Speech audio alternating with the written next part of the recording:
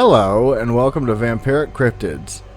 Many of us are familiar with the typical characteristics of a vampire. However, this video isn't so much about vampires as it's more about cryptids that share the same traits.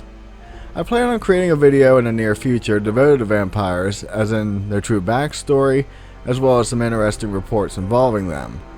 With that said, when I was researching cryptids that drink blood, I came across the first known vampire encounter, which had a story behind it that was quite fantastic. I so badly wanted to present that story here, but just couldn't think of a way to fit it in with cryptids. Vampires are more of, for a lack of a better term, a being and not a creature per se. There is quite a long list of cryptids that have vampiric tendencies, but I cut the list down to only about 3 of them for the sake of time. If you know of a cryptid I didn't include, I am sorry. But if I added all of them to this video, it would soon become a series.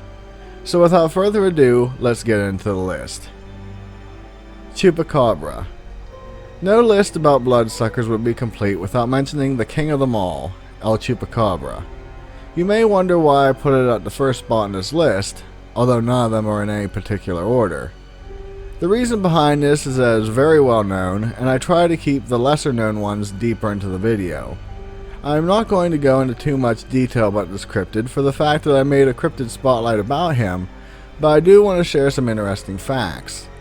The Chupacabra is most widely known for its start in Puerto Rico, when the first reported attack occurred in March of 1995. This creature is said to be reptilian in nature, with red eyes and sharp spines running down its back. Its victims are left with puncture marks in the neck and the body being drained entirely of blood. On a side note, frequently people claim that the Chupacabra is what appears to be a mangy dog, but I don't consider those creatures the same thing. The original report states reptilian features, not canine. With all that said, it is interesting to note that while the characteristic Chupacabra is found all over the United States and Central America, there are a few variants that have been reported in other areas. Canada had their own rash of activity in which livestock and pets were found killed and drained of blood via 2 puncture marks.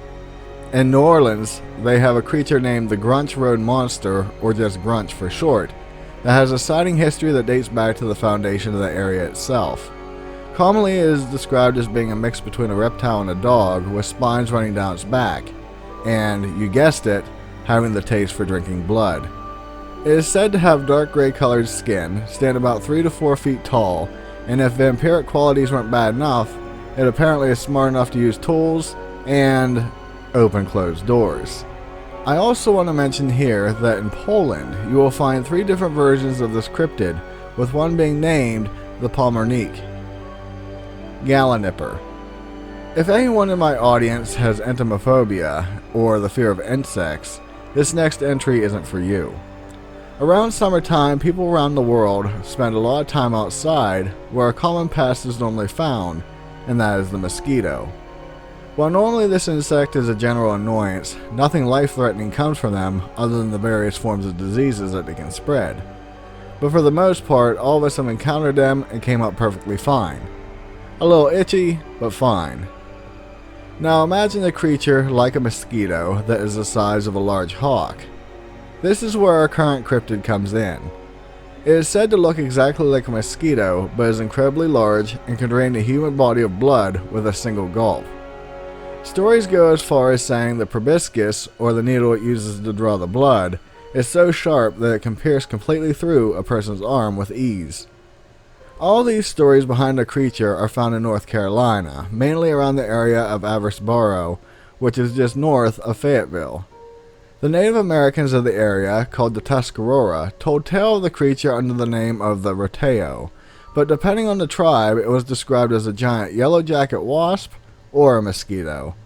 Those differences didn't stop the lumberjacks from fearing the being, but as far as we know, the last reported sighting occurred in 1855. The problem with that sighting was that it turned out to be a prank pulled by some loggers on their bragging foreman named Red Saunders. Red claimed he was the toughest man in North Carolina, and after weeks of these claims, his crew said if he was so tough, he would lay face down, shirtless, in the mud, and let the mosquitoes feast on him. When he took the challenge, he kept claiming he couldn't even feel the swarm of insects on his back, until he felt an excruciating sting to which his men yelled it was the Gallinipper. Red jumped into the water until he was sure it was gone. His crew told him how close he was to death when the cryptid landed on his back, but failed to tell Red that the sting was actually a hot coal from a fire they had started. While the stories behind this mosquito may be found only in the lore of the area, this is one of the few times that I can report that the Gallinipper mosquito is a real thing. While the size is a bit exaggerated, it is said to be 6 times bigger than a normal mosquito, and when it latches onto its meal, it is said to feel like you are being stabbed. Much like the reports, they are frequently found in North Carolina, but seem to only be a problem after floods. Capalobo. As we finish our venture into the world of the odd vampiric cryptids, we must mention the one found in the Brazilian tropical jungles. In previous videos we have covered werewolves and wendigos, but this cryptid is basically the cross between them both, with the animal known as the tapir added for good measure. This being is said to stand over 7 feet tall, have long shaggy black fur, sharp claws for hands, and a snout much like an anteater. Not to be outdone by other cryptids, it also has round hoofs as feet, much like the Jersey Devil. One of its more fantastic features, if the previously mentioned ones weren't odd enough, it is said to exude a constant stench from its body that it is said to paralyze its victims with. Within that, it is mentioned that if one were to manage to escape the odor, the person would have constant headaches and bouts of dizziness for months up to years after the encounter. That is some strong BO. The fur of the animal is said to be so dense and thick that bullets will just bounce off of it, and the only way to harm the creature is by aiming for one of its tiny eyes or piercing its navel. This cryptid is said to not actively hunt human beings, but rather prefers livestock or small animals. However, it will take a human victim if the opportunity arises. Much like others on this list, it will drink the blood of its victim, but it also crushes its prey in its arms, and drinks the brains out of the skull while in the deadly embrace. I can't talk about this being without mentioning the fact it is seen as a shapeshifter much like a werewolf. It is said to have both a humanistic form as well as the one I previously mentioned. In the human form it has a person's body, but it retains the aardvark head.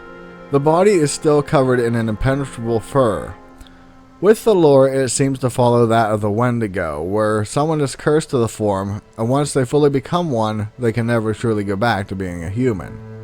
An interesting tidbit is that if an elderly person or someone who is dying wishes to live the remaining life in the forest, they will also become a Capalobo. After all these cryptids, I now see why movie makers tend to want to only focus on the vampires found in the silver screen, rather than these creatures from nightmares.